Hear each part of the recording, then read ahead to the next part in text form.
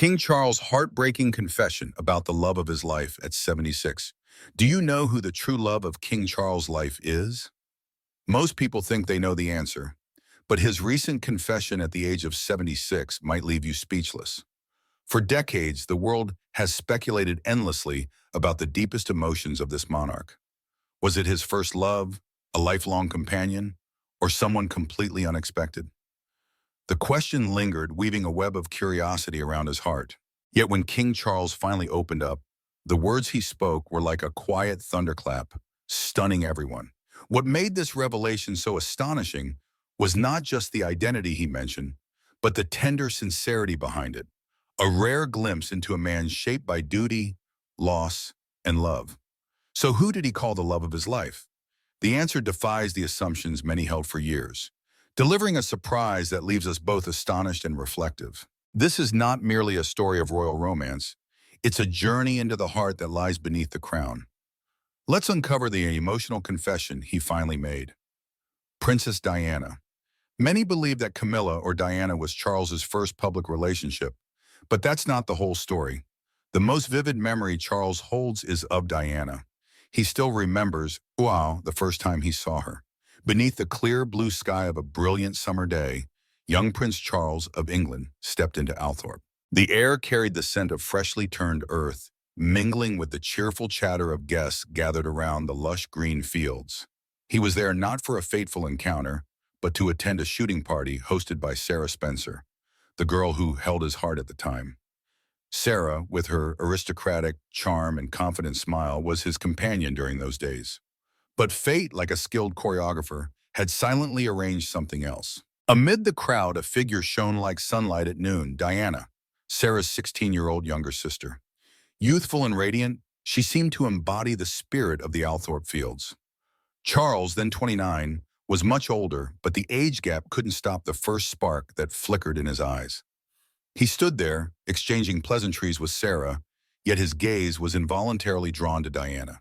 There was something about her, an effortless beauty, a natural warmth, that stirred something unfamiliar within him. Curious, he moved closer and gently asked, "May I see the art collection in your home?" A simple question, but for Diana, it was a moment etched into her heart. For her, it was the start of an unspoken dream, but the path ahead was far from smooth. After that day, Charles remained with Sarah. Photographs of them skiing in the Swiss Alps, laughing amid the snow, seemed to affirm that his heart belonged to the elder sister. To Charles, Diana was merely a passing shadow, a faint and unreachable hope. But fate took another turn. One day, in the cold light of an interview, Sarah bluntly said, "I don't love Charles, and I have no intention of marrying him." That confession was like a breeze that scattered the clouds, revealing an open sky. His romance with Sarah quietly ended, and the door to Diana unexpectedly creaked open. Years passed, gently covering Althorp's memories in dust. Charles and Diana happened to meet again at his 30th birthday party. That night, they passed each other like two parallel lines, no words, no glances. But destiny was not finished. One evening at the cozy home of Philip de Pass, they stood face to face again. That night, grief engulfed Charles. His beloved uncle, Lord Louis Mountbatten, had been killed in a brutal IRA attack. He collapsed, his shoulders trembling with unspoken pain. Diana, with a heart as gentle as spring wind, approached him. Her voice was soft, her comforting words like a cool stream soothing his parched soul. In that moment, Charles' gaze changed. He no longer saw her as the naive girl from Althorp, but as someone who brought light into his darkness. An invisible thread bound their hearts, deep, real, undeniable. But was it true love? Or a fragile moment of weakness in him, and her warmth masking the storms ahead? Under the quiet night sky, their story had just begun, like a book with its first page turned, full of promise and mystery. A gentle breeze swept through the deep green woods of Balmoral Estate, carrying the scent of wild grass and Scottish earth. Charles stood by a sparkling river, fishing rod in hand, his soft brown eyes fixed on Diana. The young girl with shining blonde hair clumsily held the fishing line, her awkward smile making him chuckle. "Just relax your hand, Diana," he said, his warm voice like a promise. He stepped closer, gently guiding her movements. It wasn't just a fishing lesson. It was his way of opening the door to his world, showing her she wasn't just a passing guest. Diana's heart beat faster, like a little bird newly freed from its cage. The bond between them tightened, and before long, the world began to watch, captivated by what seemed like a fairy tale love story. On February 24th, 1981, the lights of Buckingham Palace blazed brightly. Charles and Diana stood hand in hand before hundreds of curious journalists. "We're engaged," he announced, his voice proud but slightly trembling. Diana, dressed in a graceful blue dress, smiled up with starlit eyes. "He's wonderful," she said, her simple compliment carrying an ocean of feeling. Charles responded with a polite smile. "I'm delighted," she accepted. But as the camera flashes lit the room, a shadow flickered in his eyes, a quiet secret, like morning mist still clinging to the Scottish hills. Charles had planned everything like a meticulous artist crafting his masterpiece. A private dinner in a lavish Buckingham room, candlelight dancing on his face as he knelt down, presenting a dazzling 12-carat blue sapphire ring from Sri Lanka. The gem, encircled by brilliant diamonds, carried the soul of a past gift, Prince Albert's brooch for Queen Victoria in 1840. "Think carefully, Diana," he said, his voice low and caring, arranging for her to visit Australia to consider it. But her heart needed no time. "Yes," she answered instantly, her eyes blazing with resolve. She was ready to leave behind her cozy flat in Kensington, where laughter of friends still lingered, to step into Clarence's house, a new home where dreams began. When the ring slipped onto her finger, the world held its breath at the grace of the future princess. But that shining light didn't last forever. One day in a sunlit room at Buckingham, a journalist's voice rang sharp. "Do you love each other?" Diana lifted her head, her confident smile blooming like spring. "Of course," she replied, her voice clear, like silver bells. The room fell silent. Charles looked down, hesitated, and then dropped a sentence that rocked the room. "Whatever love means." Those words fell like a stone into a still lake, sending ripples through Diana's heart. She kept smiling, but a flicker of sadness crossed her eyes. The first crack in the fairy tale. Did she hear the warning whispers deep within her soul? As time passed, the darkness began to reveal itself. One quiet afternoon at Clarence's house, Diana silently opened a small box tucked away in a corner of Charles's room. Inside was a bracelet, not meant for her. The word Camilla engraved on it stabbed her heart like a knife. The space around her swayed. "Ah, Mrs. Chen." The thumping of her heart drowned out all sound. Tears welled up as she whispered, "No, this can't be."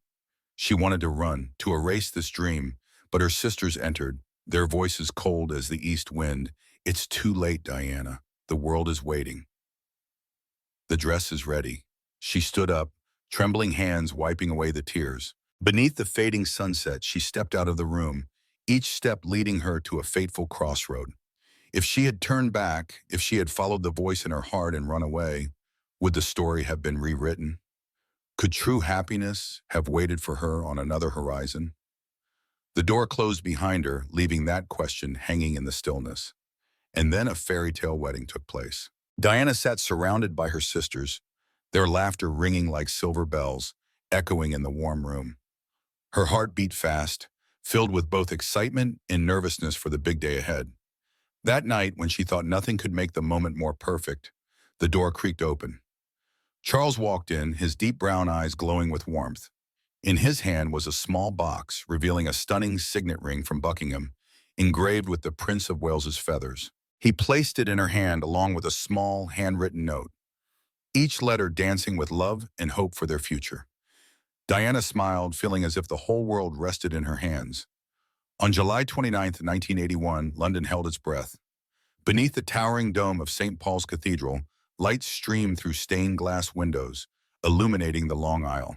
750 million eyes across 74 countries were glued to screens, witnessing a historic moment. The first time in 3 centuries that an English girl stood beside the future king. The lavish wedding cost 48 million, but even that splendor paled in comparison to Diana. She stepped out of the carriage, her ivory silk gown flowing like a river of light, hand-embroidered and sparkling with over 10,000 pearls. Atop her golden hair was the Spencer tiara, a family heirloom, shining like a moon in daylight. As she walked forward, the world fell silent. Diana, the most beautiful princess, seemed like the happiest woman on earth. Before the wedding, gifts poured in from all over like golden rain. A crystal bowl from President Reagan, a refined Cartier Art Deco watch, and a dazzling diamond sapphire jewelry set from Crown Prince Fahd of Saudi Arabia. Around 3,000 gifts, each a blessing. But amidst the perfection, it was the awkward moments that touched hearts. Under the watchful eyes of millions, Diana, nervous yet smiling, stumbled over her vows, calling Charles Philip Charles instead of his full name. Charles wasn't much better, fumbling the phrase, "my worldly goods," into "your worldly goods." And then, the shocking moment, he forgot to kiss the bride at the altar. Gasps spread through the cathedral, but they redeemed it all with a sweet kiss on the Buckingham Palace balcony, melting the hearts of 600,000 cheering spectators below. The honeymoon began like a dream. Aboard the royal yacht Britannia, they sailed through the deep blue waters of Egypt and the Greek islands, 12 days drifting by in gentle sunshine and the sound of waves.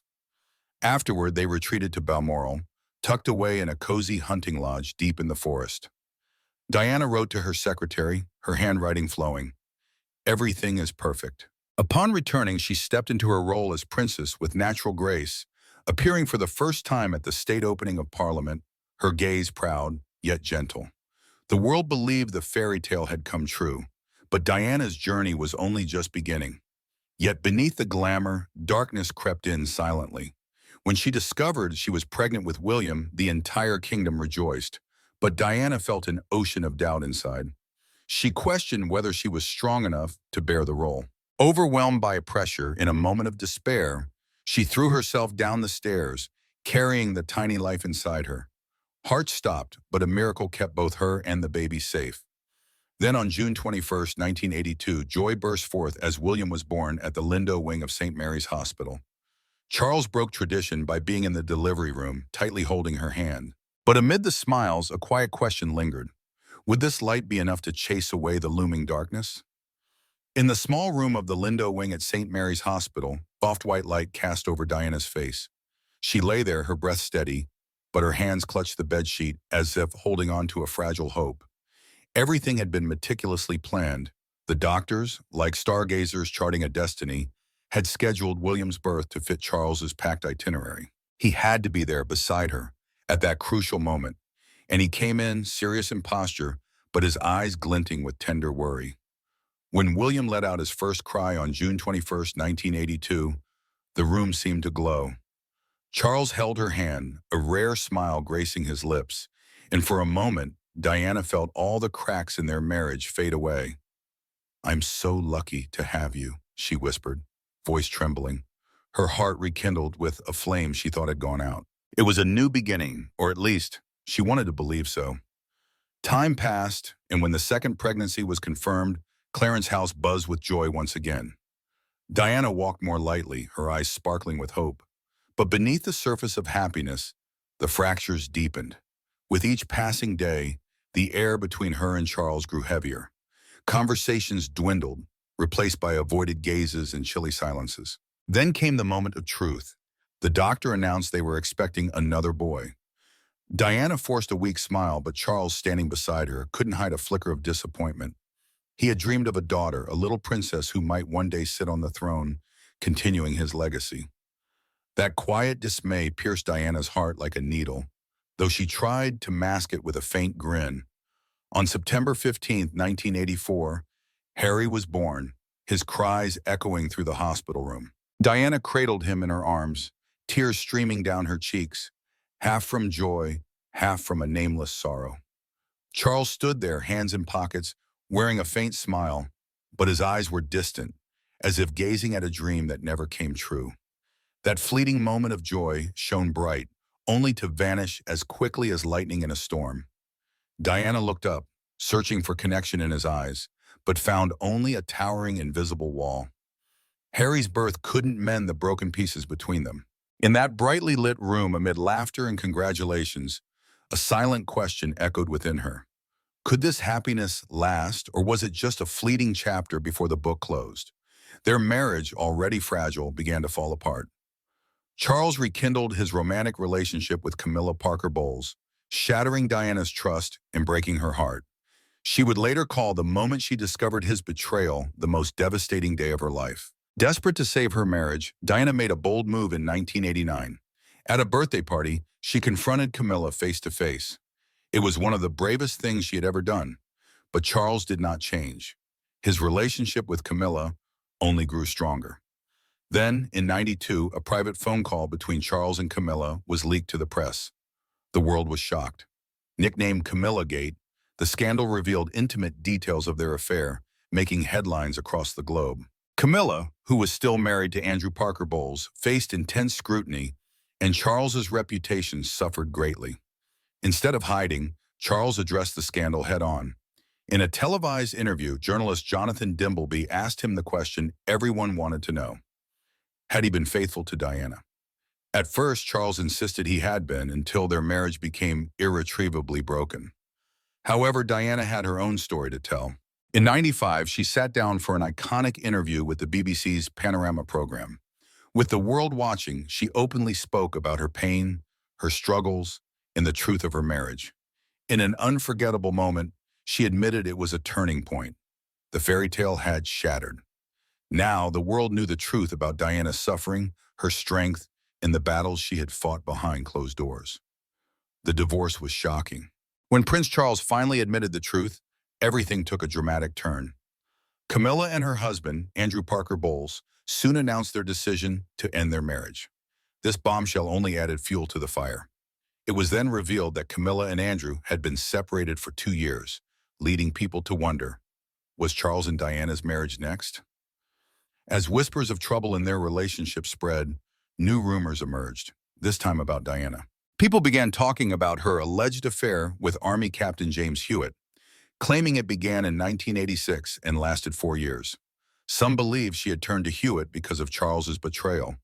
Others simply saw a marriage breaking under the weight of secrets and sorrow. Then, on December 9, 1992, the moment everyone had been expecting finally arrived. Prime Minister John Major stood before Parliament and announced that Prince Charles and Princess Diana would separate. He assured the country that the split was mutual and that both would continue to co-parent their sons, Prince William and Prince Harry. Even Queen Elizabeth supported the decision. But just when people thought they had seen the last of Charles and Diana together, something unexpected happened. On May 30th, 1993, they attended the 50th anniversary of the Battle of the Atlantic together. Stepping off the royal yacht Britannia, they appeared calm and almost happy. It was their first public appearance together since the previous Christmas, when Diana had joined the royal family's holiday tradition at Sandringham. Seeing them side by side again, many wondered, was there still hope for reconciliation? After their separation, Diana and Charles continued living their lives in their own ways. Diana poured herself into charity work, visiting hospitals and advocating for causes close to her heart. She also honed her public speaking skills, receiving training from voice coach Peter Settlein. Meanwhile, Charles remained devoted to his royal duties, attending ceremonies and representing the monarchy both at home and abroad. Then came the inevitable announcement of their divorce. The negotiations were long and difficult. In early 1996, Charles and Diana met at St. James's Palace to settle financial matters and discuss custody arrangements for their sons. After 4 months of back and forth, their divorce was finalized on July 15, 1996. By August 28th, the legal papers were made public. Their 15-year marriage, once the fairy tale of the century, was officially over. For Diana, the divorce was both liberating and heartbreaking. While she found a sense of freedom, she also struggled with sadness and uncertainty. Behind closed doors, she confided in her brother-in-law, Sir Robert Fellows, about the emotional toll she carried. Details of Diana's financial settlement were soon revealed. Though she lost the title of Her Royal Highness, she remained Princess of Wales, signaling a continued link to the royal family. The loss of the title was hotly debated. Charles insisted on it, while the Queen hesitated. The agreement gave Diana financial security. She received a lump sum of $22.5 million, along with an annual allowance of $600,000 to support her office and charitable work.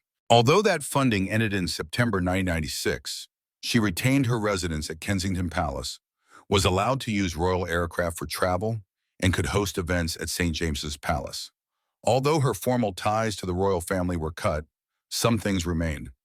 Diana kept jewelry from her marriage and could still use government-arranged air services, ensuring her safety and a smooth transition to her new life. However, her story was far from over. A new chapter for Diana. Princess Diana embraced her new life with her trademark grace and strength. She saw her divorce as a fresh start, an opportunity to rediscover herself and live on her own terms. Free from royal obligations, she was ready to write a new chapter, one filled with purpose, passion, and love. But her personal life remained under intense scrutiny. After the divorce, Diana found love again, this time with Dr. Hasnat Khan, a respected heart and lung surgeon. Their relationship began in September 1995 and remained a closely guarded secret for 2 years. She called him Mr. Wonderful, and those close to her believed he was the love of her life. But the media pressure became too much. Khan, a private man, couldn't bear the spotlight. In the end, their love wasn't enough to withstand the relentless attention, and they quietly parted ways. Even as Diana grieved, rumors swirled. Some linked her to married art dealer Oliver Hoare, an allegation she denied. Others speculated about a relationship with rugby star Will Carling and businessman Theodore J. Forsman, though there was little evidence. Unlike her quiet love with Khan, her relationship with Dodi Fayed was anything but private. Dodi, a film producer and the son of billionaire Mohammed Al Fayed, showered Diana with attention. Their romance played out under the flashing lights of paparazzi cameras, every move captured for the world to see. The summer of 19 marked a turning point. Dodi invited Diana to his family's luxurious estate in the south of France, hoping to escape the media frenzy. For a while, they found peace in their private paradise. But even amid luxury, they couldn't hide. Reporters followed them everywhere. Eventually, they decided to go to Paris, seeking a final refuge from the public eye. On the night of August 31st, 1997, tragedy struck. In the dark tunnel of Pont de l'Alma, the car carrying Diana, Dodi, and their driver, Henri Paul, crashed at a horrifying speed of 121 mph. Pursued by relentless photographers, the intoxicated driver lost control. In an instant, everything changed. The news shook the world. Diana, the people's princess, was gone. Far East reported at the time that Diana, Princess of Wales, had in fact been murdered. Her death left behind unanswered questions, broken hearts, and an overwhelming sense of loss. At the time of the accident, there had been whispers about a possible reconciliation between Diana and Charles. Just weeks earlier, on her 35th birthday, Charles had made a surprise visit to Kensington Palace. Their meeting was warm and filled with laughter. Diana even teased him, joking that he had come to reclaim her belongings. They shared tea together, a small but precious reminder of what once was. But whatever hope might have remained was lost forever that night in Paris. The grief was immense. Queen Elizabeth was deeply saddened. In the early morning, Charles had to wake his sons to deliver the heartbreaking news. The royal family went into mourning. Their official website turned black, showing only a photo of Diana alongside her birth and death dates. A virtual condolence book was created for people to share their sorrow. On Sunday, the Queen, Prince Charles, William, and Harry dressed in black as they attended church services at Crathy Kirk near Balmoral Castle. The public's outpouring of love deeply moved them. Prince Andrew and Prince Edward walked among mourners outside Kensington Palace, reading the notes left by strangers who felt as though they had lost a friend. Later on September 5th, Charles and his sons returned to London. They made an unplanned stop at the Sea of Flowers outside Kensington Palace. The sight was overwhelming. Thousands of bouquets, letters, and candles left by those who loved Diana. That same day, the Queen also returned from Balmoral. She visited the floral tributes outside Buckingham Palace, then delivered a rare televised address. Her words, spoken with sorrow and admiration, acknowledged the world's deep love for Diana. Diana's funeral was unlike anything the world had ever seen. Leaders, celebrities, and ordinary people came together to say goodbye. It was not just a royal event, but a global moment of mourning and remembrance. Prince Charles's presence at the funeral was a powerful symbol of their complex relationship, but it was his outfit that caught everyone's attention. While most were dressed in black, Charles chose a navy blue suit. Some criticized his choice, but others believed it was a deeply personal tribute to Diana, a way to honor her unique spirit and independence. That afternoon, Diana was laid to rest in a private ceremony. Her closest loved ones, Charles, William, Harry, her mother, her siblings, a close friend, and a priest, all gathered to say a final farewell. She wore a long-sleeved black dress by designer Catherine Walker, a choice she had made long before. In her hands, she held a rosary, a gift from Mother Teresa. Diana's final resting place is on an island in the serene grounds of Althorpe Park, her childhood home. It is a peaceful place, far from the chaos that had followed her in life. But her story did not end there. Even in death, Diana's legacy continued to shape the world. She changed the royal family, redefined what it meant to be a modern princess, and left a lasting impact on charity, compassion, and love. She was not just a princess, she was a symbol of kindness, courage, and humanity. And though she left too soon, the memory of Diana, the people's princess, will live on forever. The royal family faced heavy criticism for sticking too rigidly to royal traditions after Princess Diana's death. Many felt they prioritized protocol over emotion, especially in keeping Diana's grieving sons, Princes William and Harry, away from the public eye. One of the biggest controversies was Buckingham Palace's refusal to lower the royal standard. By tradition, this flag is only flown when the monarch is in residence, and since the Queen was in Scotland at the time, it remained fully raised. The palace explained that the royal standard always stays up to show that the monarchy continues uninterrupted as the next sovereign immediately assumes the throne. However, under intense public pressure, the Union Jack was flown at half-mast when the Queen arrived at Westminster Abbey for Diana's funeral. This decision set a new precedent. Since then, the Union Jack has been lowered to half-mast whenever the monarch is absent during a national tragedy. There were also whispers of tension behind closed doors. Reports suggested disagreements between Prince Charles and the Queen's private secretary, Sir Robert Fellows, who was also Diana's relative, over the funeral arrangements. Charles reportedly wanted a large public ceremony, while Fellows sided with the Queen, who preferred a private affair. Buckingham Palace later denied these claims. Another debate centered around whether Diana's HRH title should be restored after her death. Some believed it was the right way to honor her, but after discussions between the Spencer family and the royals, Diana's relatives decided against it, believing she would not have wanted the title back. In the end, no formal request was made. These events became a turning point for the monarchy, showing how deeply the public cared about Diana and how they expected the royal family to evolve with the times. Charles eventually found the love of his life. The romance between King Charles and Queen Camilla was anything but smooth. It was a journey marked by ups and downs. But after 35 years of knowing each other, they finally married on April 9th, 2005. In February of that year, they announced their plans, and just 2 months later, they made it official. Their wedding was a simple and intimate affair at Windsor Guildhall, near Windsor Castle. Since both had been previously married, they opted for a civil ceremony instead of a grand royal wedding. Only 28 guests attended, making it a small but special gathering. Among them were Charles's sons, Princes William and Harry, as well as Camilla's children, Tom Parker Bowles and Laura Lopes. After exchanging vows, the couple proceeded to St. George's Chapel at Windsor Castle for a religious blessing by the Archbishop of Canterbury, Dr. Rowan Williams. It was a meaningful moment marking the beginning of their new life together. Camilla's wedding style was elegant but distinct from traditional royal brides.